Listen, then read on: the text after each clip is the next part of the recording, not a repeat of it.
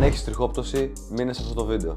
Αν πάλι δεν έχεις, μείνε πάλι σε αυτό το βίντεο για να την προλάβεις. Έχω να σου προτείνω 3 προϊόντα τα οποία εδείκνονται για αυτόν τον σκοπό. Το πρώτο προϊόν που θα σου δείξω είναι το δαφνέλαιο. Και πάμε να μας πει περισσότερες λεπτομέρειες ο αδερφός μου που είναι και αυτός μέσα στην επιχείρηση. Το συγκεκριμένο λαδάκι έχει εκχύλισμα από δάφνη, δεντρολίβανο και έλαιο τσουκνίδας, βιταμίνη Ε και Σ και ενδείκνυται για την τριχόπτωση και την πιτηρίδα. Τοποθετείται στο τριχωτό της κεφαλής, μπορείς να το χρησιμοποιείς καθημερινά, 1 με 2 ώρες πριν το μπάνιο. Το δεύτερο προϊόν είναι το Energizing Hair Lotion. Το συγκεκριμένο είναι με 17 ενεργά συστατικά, όπου έρευνα από το Harvard έχει αποδείξει ότι ο συγκεκριμένος συνδυασμός βοηθάει πάρα πολύ για την αντιμετώπιση της τριχόπτωσης, της πιτηρίδας και της λιπαρότητας των μαλλιών.